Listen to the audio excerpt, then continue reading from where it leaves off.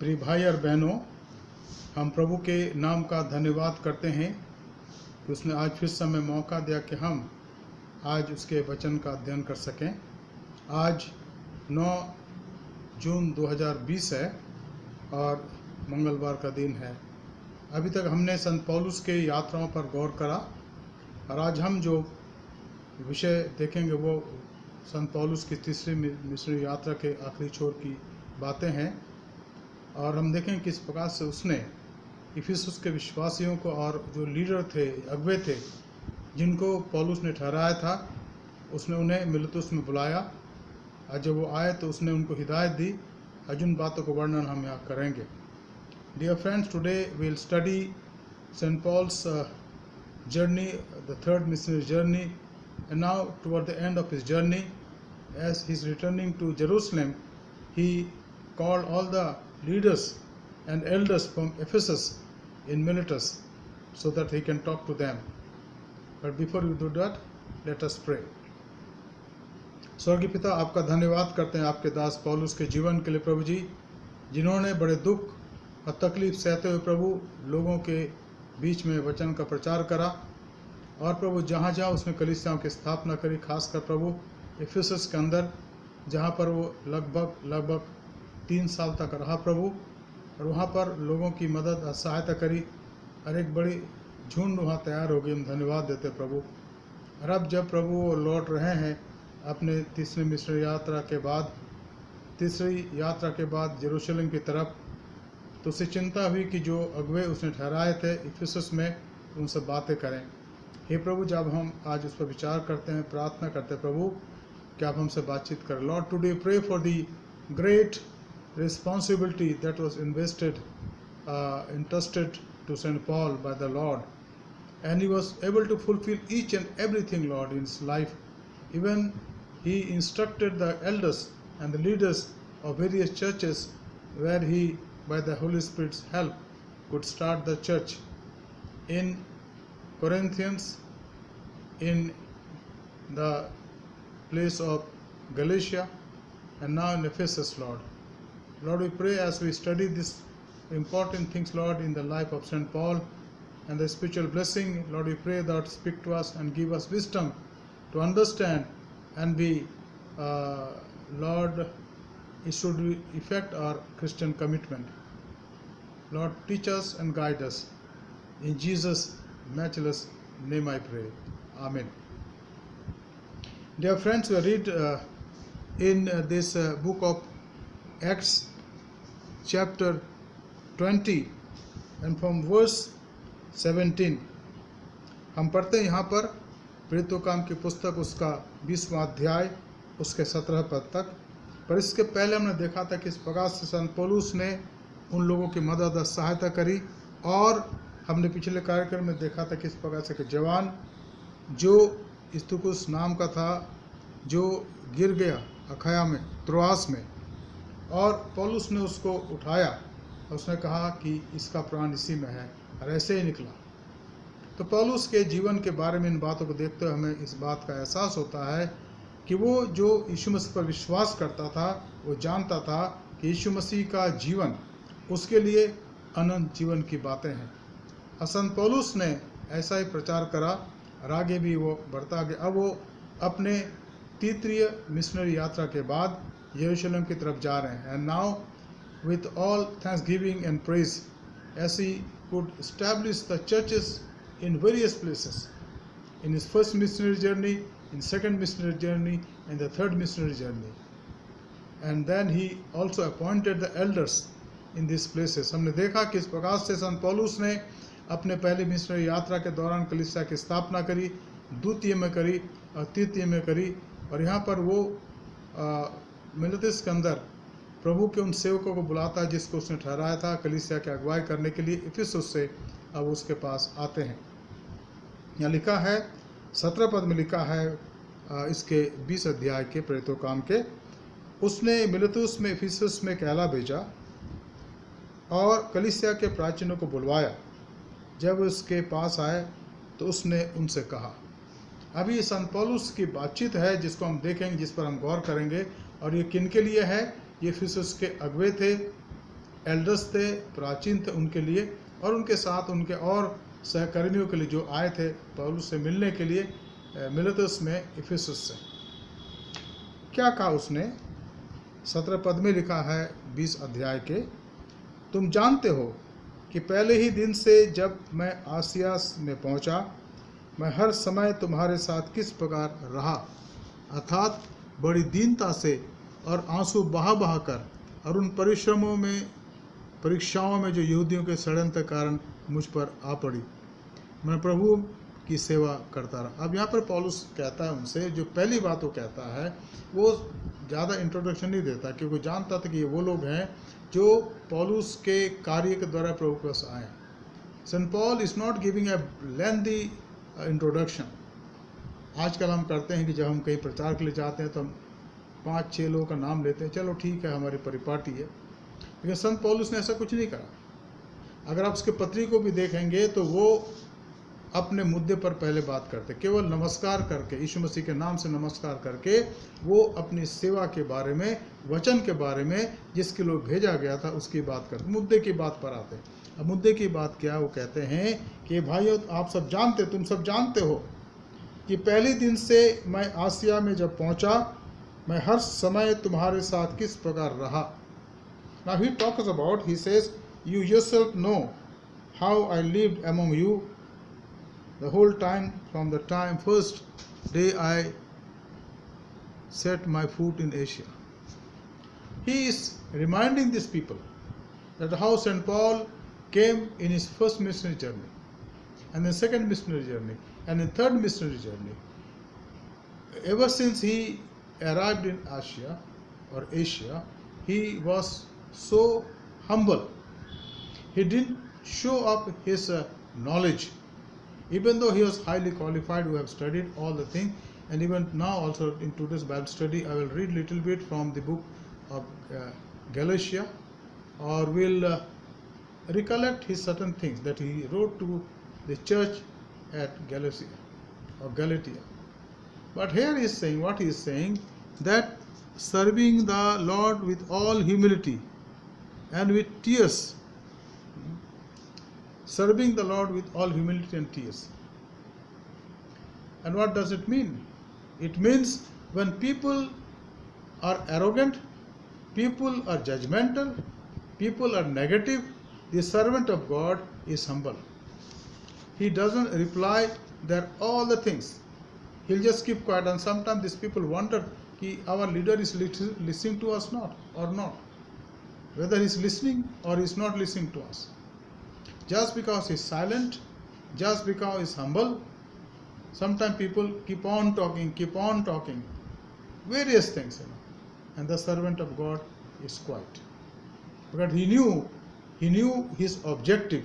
His objective is not to expose the bad thing about the people who are opposing him, but his objective is to share the good news of Jesus Christ in and through his life, and with all politeness and with all kindness. So Paul did the same thing. Paul उसने यहाँ पर यही कहा, उसने कहा कि मैं जब से तुम्हारे बीच में आसिया में आया हूँ, मैंने बड़ी दीनता से और आंसू बहा कर. What does it mean? What does it mean? I have served the Lord with all humility, with tears. What does it mean to serve the Lord with tears? With tears means I have prayed for you. I have prayed for you. And I have been praying for you. मैं तुम्हारे लिए प्रार्थना करी है और अब भी कर रहा हूँ. And dear friend, there is no proof here in this world. How much one pray for you? There is no proof. Because in prayer, he's not talking to you, he's praying, he's talking to the Lord. And Lord knows the tears. He even keeps the tears with him. And we read the same thing happened to Nehemiah.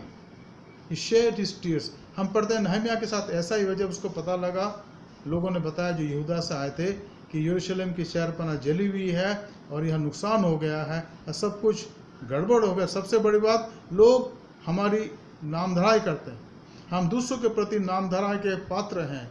तो उसने कुछ नहीं कहा. उसने राजा से नहीं कहा कि राजा आप उन पर हमला करो और ये करो, वो नहीं, कुछ नहीं, क्योंकि अब वो राज बदल गया था.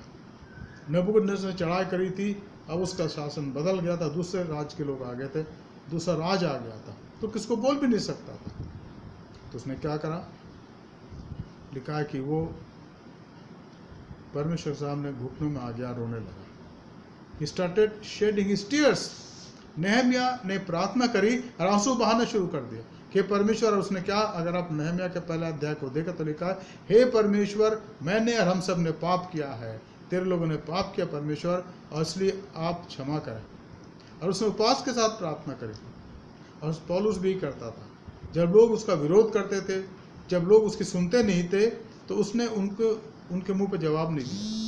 उनको उसने ये नहीं कहा कि आप गलत कर रहे हैं, आप ये कर रहे हैं, वो कर रहे हैं। उसने किसी को कुछ नहीं कहा। वो जानता था कि अगर वो लोगों का सामना करेगा तो जिस काम के लिए वो आया वो काम समाप्त हो जाएगा, वो काम समाप्त हो जाएगा, लोग उसके नहीं सुनेंगे, और लोगों के मन के अंदर एक ऐसी भावना आ जाएगी, लोग कहेंगे ये तो बदला लेने वाला व्यक्ति है, हर बात में गुस्सा करता है। तो उसने क्या करा, शांत हो गया। He became quiet, he became silent, and in silence he prayed to his master who had sent him for the missionary work. उसने अपने आप को शांत करा, कंपोज करा, उस दुख में, दर्द में भी, और उसने आंसू बहाया, उसने आंसू बहाना शुरू करा।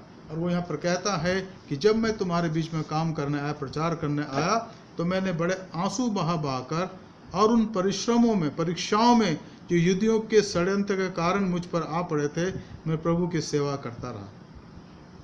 मैं दीनता के साथ उन परीक्षा में स्थिर, I was able to hold my peace in the mist of all turmoil and all those temptation that you wanted to be, that I be in. I was totally devastated inside, but I could compose my self. मैं अंदर से तो टूट जाता था बहुत बार कि भाई इनके लिए मैं सेवा कर रहा हूँ और यही मेरे खिलाफत करते हैं। मित्रों, आज भी ऐसा ही होता है। जब प्रभु के सेवक लोग, दास लोग या दासी लोग प्रभु के लोगों की सेवा करते हैं, तो कभी कभी उसका गलत मतलब निकाला जाता है और वो उनकी खिलाफत करते हैं। लेकिन याद रखिएगा, अगर वो शांत है तो परमेश्वर शांत नहीं है। If the servant of the Lord is quiet and praying for the people among whom he is working or serving, and he is praying to whom? He is praying to Almighty God. वो किसके सामने दुआ कर रहा है? अनंत परमेश्वर के सामने, जो उसके हर बातों को जानता है। और तब उनके सामने आंसू बहाता है। और पौलुस ने यही कहा, उसने कहा कि मैं तुम्हारे बीच में जब रहा तो मैं आंसू बहाता हुआ तुम्हारे लिए प्रार्थना करता रहा, और यहाँ तक कि जब यहूदियों ने अपने षड्यंत्र मेरे लिए करे, मैं शांत होकर प्रार्थना करता रहा। Serving the Lord with all humility and with tears and with trials that happen to me through the people's plot of the Jews, through the plot of the Jews. उन्होंने उसके खिलाफ प्लॉटिंग करी कि इसको ऐसे पकड़ो, ऐसे पकड़ो, और इसको आगे मत बढ़ने दो, let him not go further, इसको यहीं से रोक कर वापस भेज दो या इसको ख़त्म कर दो। But St. Paul was always, he was reminding himself that, Paul, you're not here for the task of this world. You're not here to please these people. You're here by his commission. You're here by his order. You're here with his mission, and therefore you need to look to the Lord for all the circumstances. और वो वही हिदायत अब वहाँ के लोगों को दे रहा है। उसने कहा कि भाइयों, मैं तुम्हारे साथ ऐसा रहा जैसे मैं नम्र दिन व्यक्ति हूँ, और वो नम्र दिन व्यक्ति था। Number second point that he want to talk to them, he said verse 20th, और जो बातें तुम्हारे लाभ की थी उनकी बातें उनको बताने और लोगों के सामने और घर घर सिखाने से कभी ना झिझका। He said, I visited your house, house to house. Now you read here, verse 20, how I did not shrink from declaring to you anything that was profitable and teaching you in public and from house to house. House to house. Sometime in the church, people say, Pastor, why are you visiting houses? We'll call you when we want you. Pastor doesn't go to your house by your choice. Pastor is a shepherd, and he'll go to your house just for prayer, not for any any feast or any dinner or lunch. There's no need for that also. He goes for 15 to 20 minutes in your house to ask about whereabout your well-being, and then maybe reading a portion from the Word of God or a verse, encouraging, and then pray and then leave. That's it. That is the base of the house visitation. And I have told you earlier also, my friend, मैंने आपको पहले भी कहा था कि जब से मैं आया हूँ हमने बहुत घरों को विजिट करा, करीब 250 घर से ज़्यादा हो गए, जगह जगह कुछ तो घर हमने 2-3 बार विजिट कर ली, और हम और विजिट करना चाहते हैं अगर हमारे प्रॉपर लिस्ट जो है नहीं. जिनको भी फ़ोन करो कहते हैं साहब रॉन्ग नंबर, 15 फ़ोन में 2 फ़ोन ऐसा आते हैं कि हाँ साहब बोलिए. तो हमें सिस्टम को अपने जीवन में अपनाना है. अगर हमें कलीसिया के अंदर पास्टरल मिनिस्ट्री के बेनिफिट को लेना है तो हमें अपने सिस्टम को बदलना है. हमारे पास प्रॉपर ऑथेंटिक लोगों के एड्रेसेस, नाम होने की ज़रूरी है, उनके मोबाइल नंबर, जो हमारे कलीसिया के मेंबर, तभी तो पास्टर लोग जाएंगे. After visiting almost 250 houses we held up, and then we call them every day. I'm talking about the before this pandemic started or lockdown started. You call 15 people, only 2 people replied, 13 or 12 people said this is wrong number. तो हमें इन बातों को ध्यान में रखने की आवश्यकता है. पौलुस गया घर घर जाके उसने लोगों की मदद कर. Who to whom is speaking? He is speaking to the elders of Ephesus, where he spent about 3 years. 3 years. Sometimes basically the Methodist pastor's appointment is for 3 years, and then 5, sometimes 10 years also, depend on the need and the congregation and the decision of the chairperson, that is the area bishop, and of course with the help of the cabinet. But again, he is there to care for the sheep. Every time he goes to a house for visitation is for benefit of that house, that family. It's different thing that when he is invited due to some special time, maybe sickness or something else, is different thing, or some prayer meeting. But this is not precisely of all these things. This is because the pastor is there to care for the congregation. He goes for house visitation. And here also the Saint Paul said the same thing. और जो जो बातें तुम्हारे लाभ की थी उनकी बताने और लोगों के सामने और घर घर सिखाने से कभी ना झिझका. House visitation. And blessed is the congregation whose pastor is regular in his house visitation. Because by visiting houses, he knows the houses, who knows the family. And the family feel that bond of love in the church in and through the pastor. And then they become regular in the church service. ये होता. असली पौलुस ने इस बात को समझाया और लोगों को बताया. दूसरी बात, तीसरी बात वो कहते हैं, अगर आप देखें यहाँ पर 21 में लिखा है, वरन यहूदियों और यूनानियों के सामने गवाही देता रहा कि परमेश्वर की ओर से मन फिराना और हमारे प्रभु यीशु मसीह पर विश्वास करना चाहिए. The third thing is said, why he visited houses and then he taught with people and taught the people. Why? Because he knew the urgency. वो जानता था कि यहाँ पर एक बहुत महत्वपूर्ण बात है, बहुत ही अर्जेंट बात है, बहुत ही आवश्यक बात है कि लोग यीशु मसीह को जाने ताकि उनके पाप क्षमा किए जाए. पापों की क्षमा के लिए यीशु मसीह को जानना जरूरी है.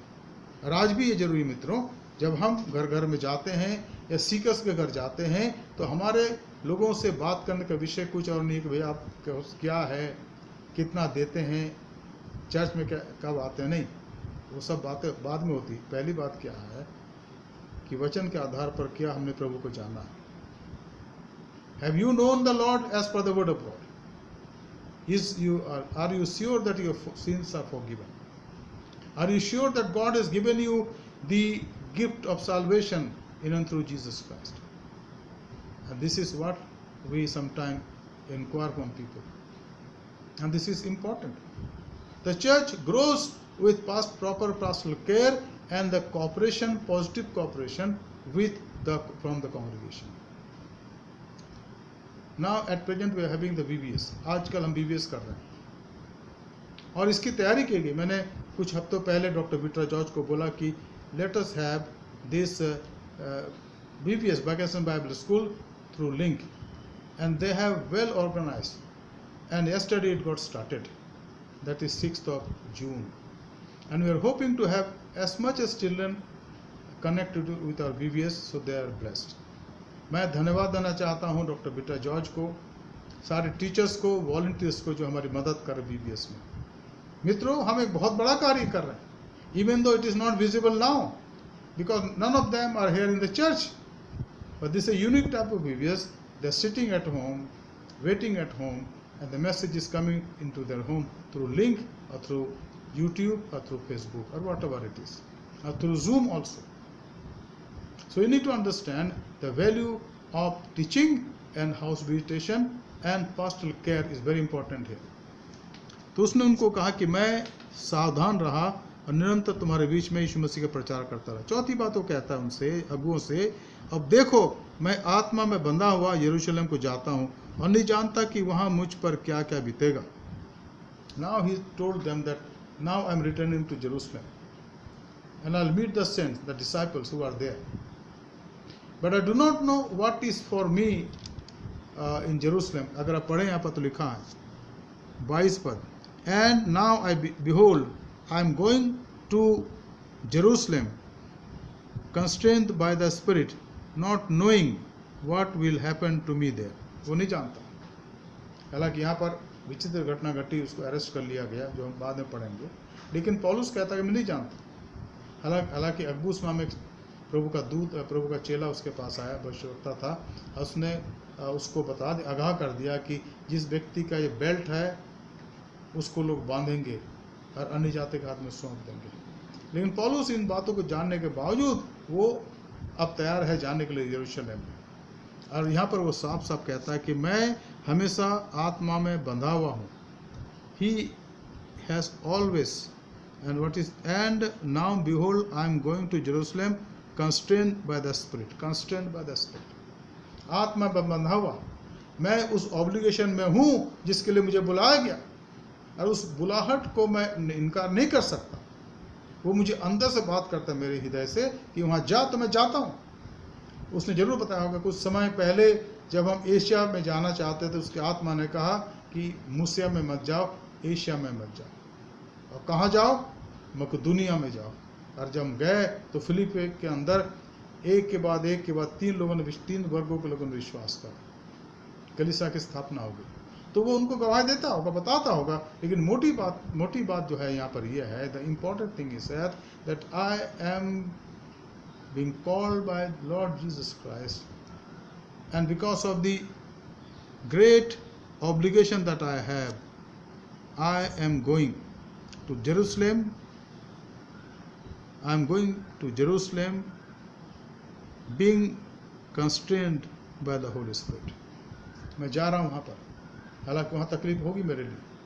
And wherever he went, he prepared himself for atrocities, persecution and what not. He welcomed all those experiences which were terribly painful. यहाँ लिखा है कि हमने पढ़ा ना 2 कुरिन्थी के उस 11 अध्याय के अंदर कि मैं 5 बार यहूदियों के हाथ से 39 कोड़े खाए.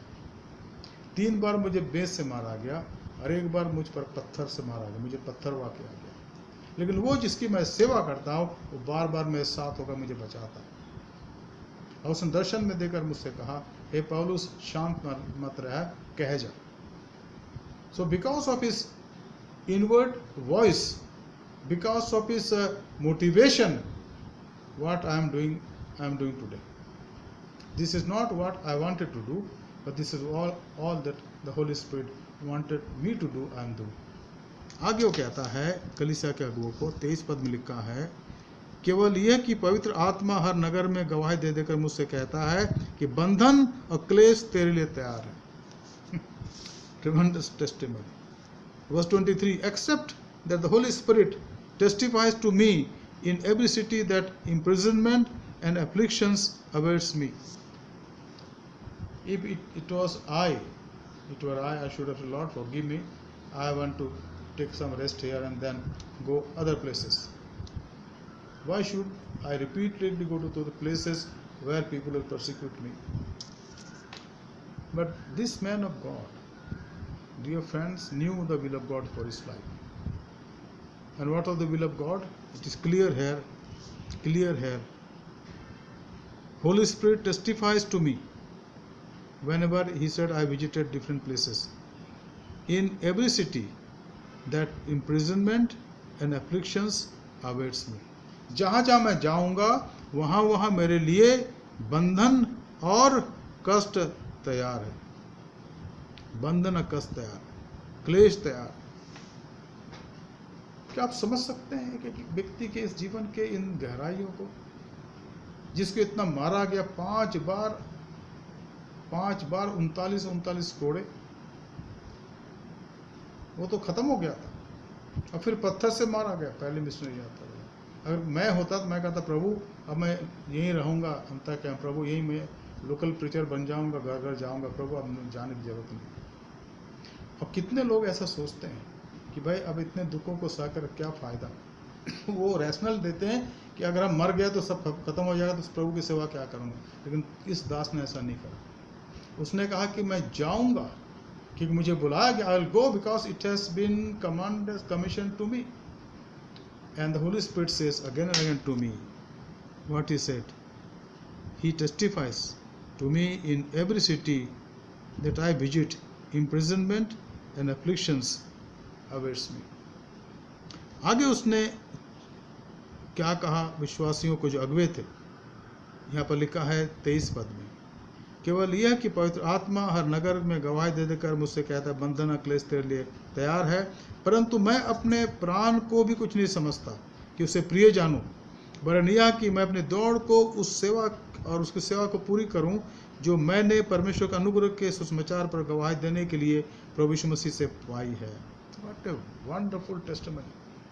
व्हाट ही सेड हियर, क्या कहते 24 पद में लिखा है, but I do not account my life for any value nor as precious to myself, if only I may finish my course and the ministry that I received from the Lord Jesus, to testify to the gospel of the grace of God. Tremendous, wonderful testimony. In spite of all atrocities, in spite of all hard days, in spite of all problem, beyond our imagination, friends. And if you read this 2 Corinthians, where he is talking about his affliction, it is so. For a human being, for a normal human being, to endure all these things is next to impossible, terrible. But he bore everything for the sake of the gospel. It says here, वो बताता है उन कलीसिया के लोगों को जो इफिसुस से आए थे कि परमेश्वर का अनुग्रह के सुसमाचार पर गवाही देने के लिए प्रभु से मैंने इन बातों को पाई है.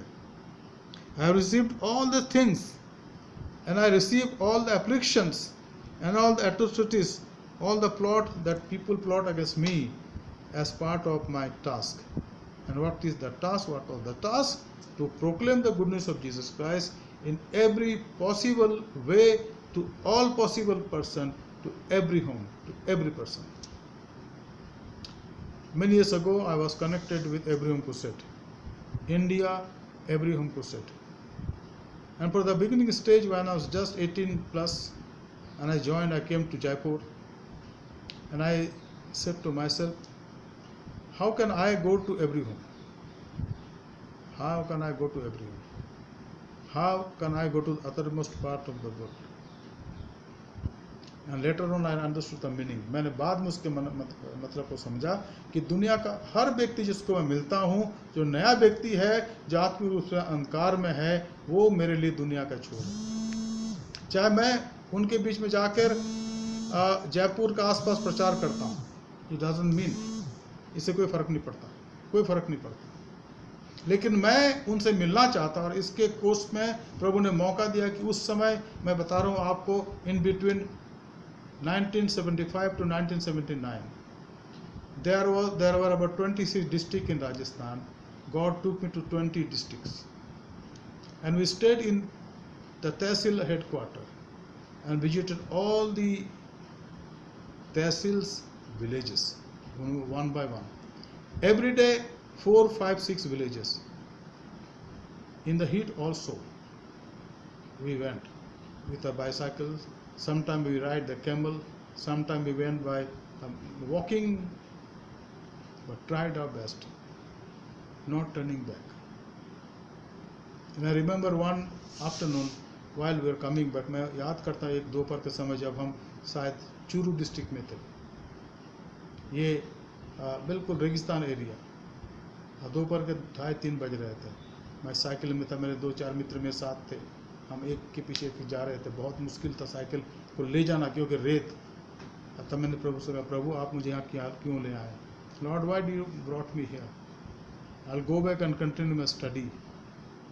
And then a voice came inside in that hot sun, under that hot sun. My son, this is the place for you. Continue. And today it is almost more than 40 years. By the grace of God, I have not turned back. पीछे मुड़ के नहीं देखा. And thousands were saved. We should distribute a tract by name from darkness to light, अंधकार से ज्योति में. And then we did the follow-up. Our central office was in Jaipur. We had a register where I have also done the follow-up, because certain times I'll call in Jaipur office and said, our director said, you spend some time here, write some letters to the seekers.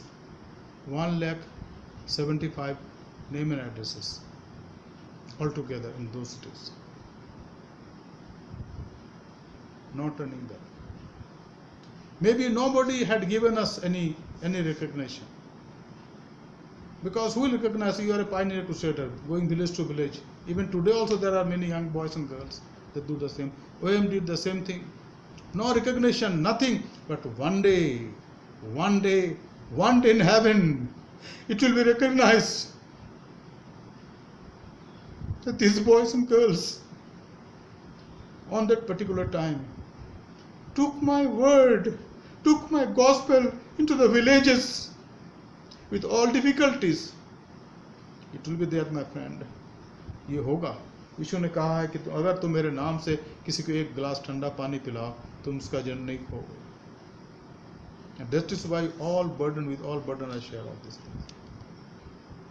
I know that St. Paul did it, and he said to the leaders of Ephesus in Malta, what he said, Miletus, he said, and 23 पद में उसने कहा, केवल ये कि पवित्र आत्मा हर नगर में गवाही देकर मुझसे कहता है कि बंधन और क्लेश तेरे लिए तैयार हैं, परंतु मैं अपने प्राण को कुछ नहीं समझता कि उसे प्रिय जानूं, वरन यह है कि मैं अपनी दौड़ को और सेवा को पूरी करूं जो मैंने परमेश्वर के अनुग्रह के समाचार पर गवाही देने के लिए यीशु मसीह से पाई है.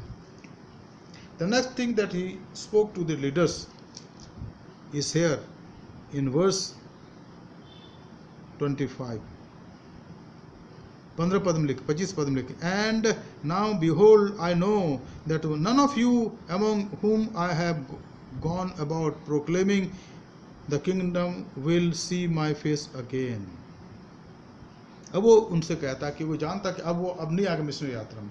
प्रभु ने उनसे कह दिया था कि अब तू रोम जाएगा, अब यहाँ नहीं आएगा, अब घूमने नहीं आएगा, अब तो रोम जाएगा. तो उसने उनसे क्या कहा, आप देखो 25 पद, आप देखो मैं जानता हूँ कि तुम सब जिसमें मैं परमेश्वर के राज्य का प्रचार करता फिरा, मेरा मुंह कभी ना देखोगे. He said it clearly because there was a revelation of heaven in his mind and his heart. The Lord had told him, my son Paul, talk with the leaders of Ephesus, where you spend the maximum days of your missionary journey, 3 years of time. Tell them that now this is a final departure. Now they'll see your face in heaven only, not on this earth. और उसने उनको कहा कि मित्रों, मैं तुमसे कहना चाहता हूँ कि शारीरिक रूप से तुम अब मेरा मुंह कभी नहीं देखोगे. It was a final farewell as per the worldly relation is concerned, worldly fellowship is concerned. उसने कहा कि अब तुम मेरे मुंह को कभी ना देखोगे. 26 पद में लिखा, इसलिए मैं आज के दिन तुमसे गवाही देकर कहता हूँ कि मैं सब के लहू से निर्दोष हूँ. This is what very important. वो कहता है कि मैं किसी के साथ मेरा कोई ऑब्लिगेशन नहीं है. ये लिखा है 26 पद में, therefore I testify to you this day that I am innocent of the blood of all of you. मैं किसी के साथ किसी प्रकार से जुड़ा नहीं, न किसी का उधार मेरे ऊपर है, न किसी को मैंने डांट के बोला, जोर से बोला। अगर बोला है तो तुम मुझे क्षमा कर दो, लेकिन कोई ऑब्लिगेशन तुम्हारा मुझ पर नहीं है या मेरा तुम पर नहीं है। He was clear, and this is what should happen to a pastor, a leader in the church, a missionary, a preacher. We depend upon the Lord, and we are connected. We are connected with each other by love relation only, but not by any obligation we don't have. And we don't take anything. We don't take any loan even also. If people support us, they support us wholeheartedly, willingly, but none of the pastors. And when we come into the ministry, we are asked categorically by the chairperson, do you owe something so that you are embarrassed? And they have to reply no. And throughout our whole life, for 35, 40, 45, 50 years sometime, we are not obligated financially to anyone. We are not supposed to do that, because we trust in God, and He has supplied all our needs, and He will do the same in the days to come also. And this is the lesson for all of us. All of us. Be obligated because of love, and apart of love there should not be any obligation. No obligation at all whatsoever. We depend on the Lord, upon the Lord, for all our necessities, for all our needs, according to the riches of glory in Jesus Christ. Philippians 4:19. Philippians 4:19. He supplies all our needs, and we praise the Lord for that. अब संत पौलुस अपनी हिदायत को देते हुए यहाँ आठवीं बात कहते हैं, अपने विश्वासियों से, प्रभु के संतों से वो कहते हैं। क्या कहते हैं आठवीं बात, या यहाँ पर आठवीं बात,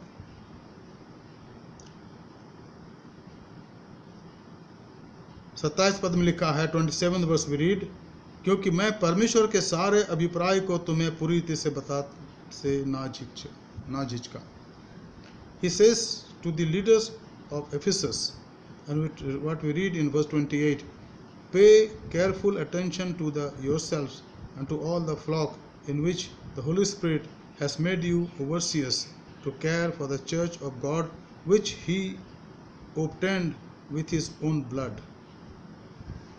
Now, यहाँ पर वो इस बात को समझाता है विश्वासियों को, खास करके अगुओं को, जो कलीसिया के एल्डर हैं, जो लीडर हैं, उनको क्या समझाता है कि मैं तुम्हें याद दिलाता हूँ, इसलिए अपनी और अपने पूरे झुंड की चौकसी करो, पूरे झुंड की चौकसी करो, और पवित्र आत्मा मैंने तुम्हें उसके लिए अध्यक्ष ठहराया है। तुम चेयरपर्सन हो, अध्यक्ष हो, कि तुम परमेश्वर की कलीसिया की रखवाली करो, जिसे उसने अपने लहू से मोल लिया है। Now he is very particular about saying this. He is telling all these people, अपने लोगों को कहता है जो इफिसस से आए थे, कि मित्रों, मैं तुम्हें कहना चाहता हूँ कि तुम पूरे समझ के साथ, चौकसी के साथ झुंड की रखवाली करो। और आज हम जो पासबान हैं, यही कोशिश करते हैं, पूरा तो कोशिश करके पूरा तो सफलता नहीं प्राप्त करते हैं, कि बहुत सारी बातें इसमें, लेकिन कोशिश करते हैं कि जहाँ पर हमें रखा गया रहें और कलीसिया की देखभाल करें, कलीसिया के लिए सोचे, और हम चाहते कलीसिया उसमें बढ़ती चली जाए। पासबान की सोच, पासबान की मेहनत कलीसिया के बढ़ोतरी के लिए है, उनके अपने लिए नहीं है। कलीसिया के लिए सोच कर कलीसिया को बढ़ाना चाहते हैं, तो कलीसिया के लोग हर प्रकार से तरक्की करें, बच्चे तरक्की करें, जवान तरक्की करें, महिलाएं तरक्की करें, और कलीसिया के मैथिस मैन के लोग तरक्की करें, एक माँ बाप तरक्की करें, और पूरी कलीसिया तरक्की करे। और इसका जो बोझ, इसका जो जिम्मा है, पासबान पर है, सेवक पर है, कलीसिया में ठहराए गए चरवाहे का है। अरे पौलुस उनको इस बात का याद दिलाता है, इसलिए अपनी और अपने पूरी झुंड की चौकसी करो। अपनी चौकसी इसलिए ताकि वो बहक ना जाए, विश्वास उनका कम ना हो जाए। झुंड की भी इसीलिए कि उनका विश्वास कम ना हो जाए और वो बहक ना जाए। चौकसी करें। Be careful for the whole flock of God. Pay careful attention to yourself and to all the flock in which the Holy Spirit has made you overseers. जिसके लिए पवित्र आत्मा ने तुम्हें क्या करा है, अध्यक्ष ठहराया है, लीडर ठहराया है, कि तुम पूरे झुंड की चौकसी करो। कि तुम परमेश्वर की कलीसिया की रखवाली करो जिससे उसने अपने लहू से मोल लिया. We don't understand sometimes that he has shed his holy blood for the church. यहाँ लिखा है. And what is church? You and me. He shed his blood for me and you. Otherwise, there was no need for him to come from heaven to this earth, dying earth, confused world, sinful world. But he embraced us just because he loved us, and he shed his blood for us. Therefore, he said, "I'll build my church. And anyone who believes in my blood, the atoning blood of mine, the blood which has done the act of expiation, he or she will receive the salvation free of cost." And we obtain the salvation because of his blood on the cross that is shed for us. हम उद्धार को प्राप्त करते हैं उसके लहू के वजह से जो उसने क्रूस पर टंगे टंगे हमारे बहा दिया, और हम जीवन को प्राप्त करते हैं. पौलुस कहता है यहाँ पर 8वीं बात करता है कि मैं तुम्हें इस बात का हिदायत देता हूँ कि तुम अपने झुंड की चौकसी करो और अपनी चौकसी करो ताकि तुम उसमें बने रहो, कि उसके लिए प्रभु ने अपना लहू बहा दिया. और 9वीं बात यहाँ पर देखते हैं. मैं जानता हूँ कि मेरे जाने के बाद फाड़ने वाले भेड़िए तुम में आ जाएंगे जो झुंड को ना छोड़ेंगे, और तुम्हारे बीच में से ऐसे मनुष्य उठेंगे जो चेलों को उनके पीछे खींच लेने के लिए टेढ़ी मेढ़ी बात कहेंगे. और ये सच्चाई है. उस समय बात अभी भी होता है. पौलुस इस बात को महसूस करता है. वो कहता है कि मैं जानता हूँ मेरे जाने के तुरंत बाद थोड़े समय के बाद ऐसे लोग तुम्हारे बीच में से आ खड़े होंगे. उन्होंने कहा अरे छोड़ो वो तो गए, हम तो ये बात पहले से करते थे कि अब तो आएंगे नहीं, तो हम उन्हीं बात को करें जो हम पहले करते थे, और कुछ और बात जोड़ देंगे और बातों को कलीसिया में ला देंगे. इसलिए मैं यहाँ पर देखता हूँ हमारी इस कलीसिया में, जो मैं यहाँ कलीसिया की बात करता हूँ, बहुत से लोग इसलिए मेंबरशिप को भर के नहीं देना चाहते कि वो जानते कि हम यहाँ भी आ रहे हैं, वहाँ भी जा रहे हैं, उधर भी जा रहे हैं. मैं उनके लिए कोई सवाल नहीं कि आप कहीं भी जाओ, फ्री हैं आप, लेकिन आप अपनी माँ के प्रति विश्वासी करो. Be faithful to your mother, and the mother is church, apostle Methodist church. You need to come here regularly. This is your church. We are shepherd. We have come here to serve you. And I remember when I came here last year, some of the people said, God has sent us a shepherd. And so if that is your understanding, then you need to respect and listen to your shepherd. कभी कभी हम अपने एजेंडे के लिए खड़े हो जाते हैं, और जब पास्टर उन बातों पर ध्यान नहीं देते, सोचते कि पास्टर के खिलाफ मत करो. ऐसा नहीं. We are here for a time being. 3 years, 5 years, 10 years. This is not our place. We have come on transfer, on appointment. Since we have come, we will go also. And I was watching that roll of honor. How many pastors have been here in this church from the beginning? Almost 15 pastors. Almost. More than that, not less than that. They have come and gone. So with me also, so with us also. This is the place which was given to us, trusting that we'll serve here faithfully, so that under our leadership the church will grow. And it's growing. It's growing. And it will grow. And the bottom line is trust, dependence, and obedience. Trust, obedience, and dependence. These 3 things will go together. Trust your pastor. So I trust you. Depend on your pastor as I depend upon you. And obey, not to pastor but the Holy Spirit, and then to pastor. And you'll see that this church will continue to grow. And my friend, today I tell you, as I've told you earlier also, I foresee by faith that this church will produce some more preaching points in this area of South Delhi. And there will be 1 or 2 churches who already produced. One is Basant Kunj and other is New Palam Bihar.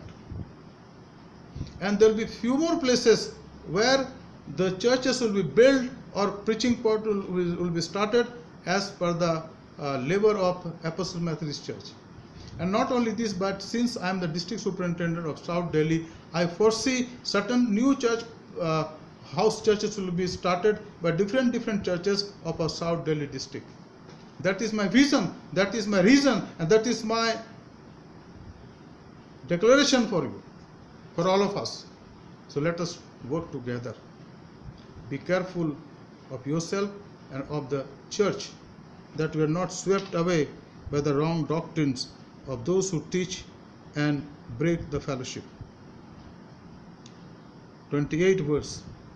Pay attention, careful attention to yourself and to all the flock in which the Holy Spirit has made you overseers, to care for the church of God which He has obtained with His own blood. For I know that after my departure, fierce wolves will come in among you, not sparing the flock. And this happens all over. But when the shepherds are careful, the leaders are careful, those flock, they listen to them, but they are there in the church. Be strict to your church. This is mother church. ये आपकी मातृ कलीसिया है. इससे प्रेम करिए, इसमें आइए, इसके लिए प्रार्थना करिए, इसको आगे बढ़ाइए. This church is a talented church. I have been to, before this I have been to 10 churches, and we sometimes struggle to see one or two person who play organ. There is no violin player maybe. We have few guitarists and rhythm also, but no. And here we have a number of people playing all these instruments. So talented church. God bless you and develop your skills. For what? To serve the cause of His kingdom, to serve the cause of His church, and God will bless you. Your leaders are here to motivate you, जैसे पौलुस ने motivate करा. आगे हम देखते हैं दो बातें और. 29 पद में पौलुस कहता है, जैसे मैंने बताया आपको, कि मैं जानता हूँ कि मेरे जाने के बाद फाड़ने वाले भेड़िए आ जाएंगे और तुम्हें ना छोड़ेंगे, झुंड को ना छोड़ेंगे. तुम्हारे बीच ही में से ऐसे मनुष्य उठ खड़े होंगे जो चेलों को अपने अपने पीछे खींच रहने से टेढ़ी मेढ़ी बातें कहेंगे. अब यहाँ पर 10वीं बात है, इसलिए जागते रहो, स्मरण करो कि मैंने 3 वर्ष तक रात दिन आंसू बहा बहा कर हर एक को चेतावनी देना ना छोड़ा. Now finally it says, verse 31st, therefore be alert, remembering that for 3 years I did not cease night or day to admonish everyone with tears. पौलुस ही कहता है कि तुम इस बात को मत भूल जाना मित्रों कि मैं 3 साल तक, and the maximum time that Paul spent in a particular place is Ephesus. 3 years of time.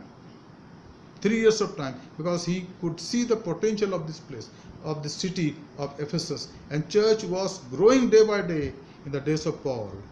And Paul was always confident that this church will be a mother church in the days to come. In the days to come. ये बताया जाता है कि प्रभु यीशु मसीह का जो शिष्य था, जिसका नाम यूहन्ना था, जिसको यीशु मसीह ने अपनी माँ को सौंपा था, कालांतर में यहाँ के बिशप बने इसी चर्च के, और यीशु की माता को उसने वहाँ रखा, देखभाल करी. इफिसस. परमेश्वर अपनी योजना को अनोखे रूप से पूरी करता है, और अगर ऐसा है तो हम उसमें बढ़ते चले जाएं. आज हम यही रुक जाएंगे. Will stop it here today and the rest of the thing will see tomorrow. पर मित्रों, मैं आपको कहना चाहता हूँ, यहाँ पर हमने संत पौलुस के हृदय के वेदना में 10 बातें देखी जो उसने कलीसिया के अगुओं के सामने रखा. आज भी वो इशू वैसे ही है, उसमें कोई परिवर्तन नहीं हुआ. हाँ, टेक्नोलॉजी के बढ़ जाने से आज कुछ और सुविधाएं हमें मिल गई हैं.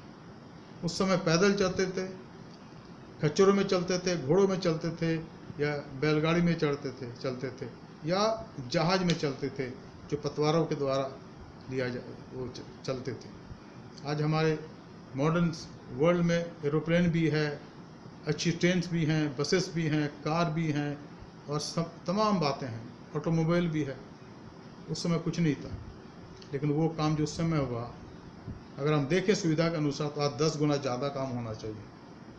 अगर हम कर रहे हैं तो हमें करने की आवश्यकता है. परमेश्वर आज के बाइबल अध्ययन पर आशीष दे. आइए हम प्रार्थना करें. Heavenly Father, we thank you and praise you for this Bible study of 9th of June 2020. And Lord, today we have learned a lot. प्रभु हमने बहुत कुछ सीखा है. हम चाहते प्रभु कि इन शिक्षाओं को अपने जीवन के अंदर थामे रहें, ताकि प्रभु हमारे जीवन से आपकी महिमा स्तुति हो सके. इस कलीसिया पर आपके आशीष हो. एक एक जन को प्रभु, जो बुजुर्ग हैं, माँ बाप हैं, जवान हैं, बच्चे, प्रभु हर एक को आशीष दें. खासकर जो BBS का प्रोग्राम चला जा रहा है उस पर आशीष हो. जो वचन का बीज आज बोया गया प्रभु व्यर्थ न जाए, पर आपके आत्मा के द्वारा प्रभु हमारे हृदय के अंदर प्रभु अंकुरित हो जाए, प्रभु फलवंतित हो जाए, और उसमें 100 गुना, 60 गुना और 30 गुना फल लग सके. हमारे जीवनों को स्वीकार करें, हमारे जीवनों पर अपना हाथ रखें, हमें सुरक्षित रखें. हमें आप अपने योग्य सेवक और सेविका बनाइए. संत पौलुस के जीवन के लिए आपका धन्यवाद करते हैं. हमारे उद्धारकर्ता प्रभु यीशु मसीह के पवित्र नाम से मांगते हैं. आमीन.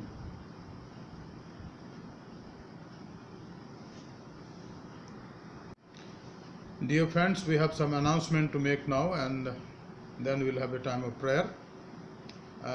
We thank the Lord for this Bible study which is going on every evening at 7:30, and I request you with all humility that kindly take time and participate in this Bible study. Our time is at 7:30 p.m.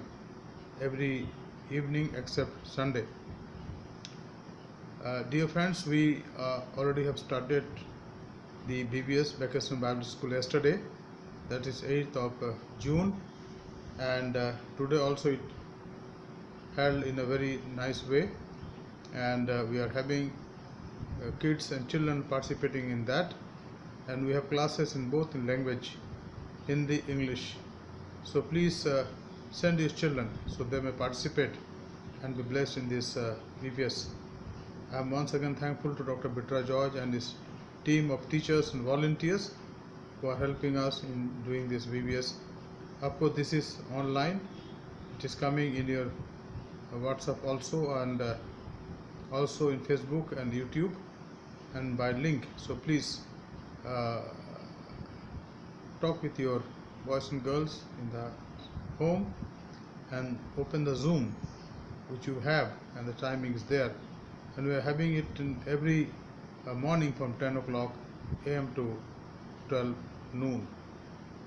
प्रिय मित्रों, हम धन्यवाद देते प्रभु परमेश्वर का जो हमारे साथ रहता है. इन दिनों में हमारे बच्चों के लिए खास प्रोग्राम रखा गया है BBS का. अब मैं चाहूँगा कि हमारे सारे बच्चे उसमें भाग लें और अपना नाम और पता उसमें दे दें डॉक्टर बिट्रा जॉर्ज को. और समय है सुबह 10 से दोपहर 11 बजे तक, 12 बजे तक, 10 से 12 बजे, तो उसको आप याद रखिएगा. साथ ही साथ मैं चाहूँगा कि आप इसके लिए प्रार्थना करते रहें, और अगर आप म्यूज़िक बजाते हैं और आप वॉलंटियर ग्रुप में हमारी मदद करना चाहते हैं BBS में, तो मेहरबानी से आज ही अपना नाम डॉक्टर बिट्रा जॉर्ज को देने की कृपा करें.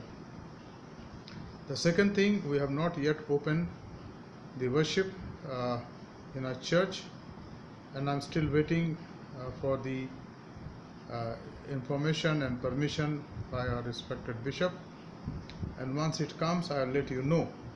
Till that time the church is closed for any public worship. You can come personally, you can pray here, that's a different thing, but we're not going to have any corporate worship in the church, where we need to be careful for another few weeks, so that everything when become normal we can come, and I'll let you know the timing. So our church is closed for any public worship, and we'll participate as we are doing for last 3 months by link and by YouTube and Facebook. You can participate in the worship. And then certain people ask me about the donation. So I have already said to you in the past couple of weeks and days that kindly send your donation and your church fund and your tithe by the net transfer to our church account, and which is there always. If you go in this our church's WhatsApp, you'll find out the net transfers, our church's account number and the code number also. So you can open it and you can do the transfer. And also keep your offering up to date on Sundays and wherever we have meeting. We have taken offering, it was prayed for, so make different envelope, write a date and the amount and family head's name.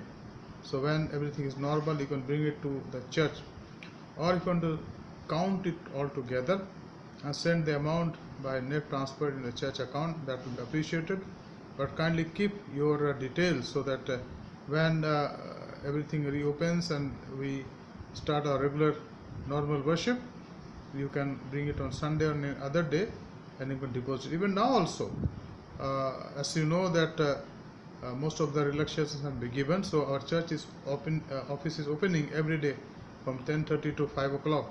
So even now also, when you happen to come to church, you can deposit your Sunday offerings and your tithe and your church fund. So please remember this. मित्रों, हम इस बात को याद रखेंगे कि जो tithe offering हम दे रहे हैं, संडे ऑफरिंग, अब हमारे चर्च का ऑफिस खुलने लगे, तो मेहरबानी से वीकडेज में आइए 10:30 से लेकर 5 बजे तक, और उसको जमा कर दीजिए टोटल, और आपको एक रसीद दी जाएगी जो अपने पास रखिएगा।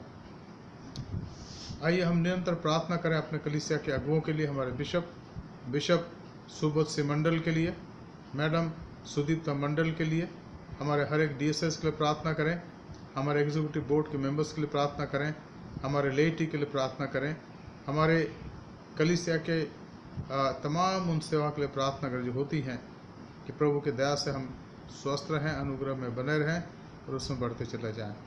साथ ही साथ हम प्रार्थना करें हमारे पड़ोसियों के लिए, हमारे कलीसिया के एक एक मेंबर के लिए, एक एक माँ बाप के लिए, एक एक बुजुर्गों के लिए, एक एक जवानों के लिए, एक एक बच्चों के लिए, और ख़ासकर हमारे जवानों के लिए जिन दिनों में BVS में भाग लेते हैं, प्रभु का अनुग्रह उन पर हो, ताकि जो सीखते हैं वो उनके जीवन के उत्थान और विश्वास में मजबूती पाने के लिए हो सके। साथ साथ हम प्रार्थना करें हमारे देश के अगुओं के लिए, हमारे राष्ट्रपति, हमारे प्रधानमंत्री, हमारे राज्यपालगण, हमारे मुख्यमंत्रीगण, हमारे MPs, हमारे MLAs, ताकि वो निष्पक्ष होकर प्रभु की सेवा करें, इन कठिन दिनों में हर एक की मदद और सहायता कर सकें। मित्रों, हम इस कलीसिया के लिए खास प्रार्थना करें, हमारे तीनों कांग्रेगेशन के लिए, इंग्लिश, हिंदी, नेपाली कांग्रेगेशन के लिए, हर एक के द्वारा प्रभु की महिमा हो और ये कलीसिया प्रभु में तरक्की करती चली जाए। हमारे अंदर जो कमियां घटियां हैं उसके लिए प्रार्थना करें कि प्रभु हम पर अनुग्रह करें, हमें जय प्रदान करें अपने कमी घटियों पर और परीक्षाओं पर हमें जय प्रदान करें, और अपने जय के उत्सव में हमें निरंतर प्रभु बढ़ाता ले चले। हम धन्यवाद देते हैं आपकी प्रार्थनाओं के लिए। आप में से बहुत से लोगों ने हमारी प्रार्थना करी है, अभी भी कर रहे हैं।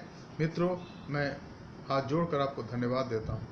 मैं प्रार्थना करता हूँ कि आप निरंतर हमारे प्रार्थना करते रहें, ताकि हम जो पास्टरल टीम है अपनी सेवा अच्छे से कर सकें, प्रभु के सामने बड़े दीनता के साथ, नम्रता के साथ, बड़ी खाकसारी के साथ, ताकि जो सेवा उसने हमें दी है उसमें हम बढ़ते चले जाएं, और ये पूरी कलीसिया प्रभु में और तरक्की करे और प्रभु के महिमा को हम देखने वाले बन सकें। हम प्रार्थना करें तमाम बाज़बानों के लिए, उनके परिवारों के लिए, और चाहे वो किसी भी कलीसिया से संबंधित क्यों ना हो, हम प्रार्थना करें कि प्रभु इन दिनों में हमारी मदद और सहायता करें। आइए हम प्रार्थना करें। स्वर्गीय पिता, आपको धन्यवाद देते हैं आज के सुंदर समय के लिए जो आपने दिया। धन्यवाद देते हैं कि आज आपने आपकी दया से प्रभु बाइबल स्टडी में भाग लिया, और हमने जो कुछ सीखा प्रभु वो आपकी दया में है। हम चाहते प्रभु की उन अच्छी बातों की याद रखें प्रभु, खास करके संत पौलुस के उन तमाम दुखों की याद रखें प्रभु जो उन्होंने उठाए सुसमाचार के कारण। और हम जानते प्रभु कि वो बहुत ज़्यादा दुखी हुए प्रभु, लोगों ने उनको लान तान करा, तमाम प्रकार से उनको पीड़ा पहुँचा प्रभु, लेकिन वो आपका विश्वासी आपसे कभी दूर नहीं गए प्रभु। ऐसा ही जीवन आप हमें दें कि हम हर प्रकार से प्रभु आप में खुश रहें, आप में बढ़ते जाएं, और हमारे जीवन, हमारी सेवकाएँ आपको पसंद आए। इस एफएसएल मेथोडिस्ट चर्च पर, हमारे हिंदी, नेपाली, इंग्लिश कांग्रेगेशन पर आपका आशीष हो। अगर आज कोई बीमार है प्रभु चंगा दे, अगर आज कोई आपसे दूर है अपने निकटता में रहे। इस कोरोना वायरस के इस पेंडेमिक के समय प्रभु आपने मेरी मदद करी, धन्यवाद देते हैं, आगे मदद करें ताकि हम सब प्रभु खुश रहें, सुरक्षित रहें और आप में मगन रहें। आज के सुंदर वचन के लिए आपका धन्यवाद करते हैं। हमारे धन्यवाद को स्वीकार करें।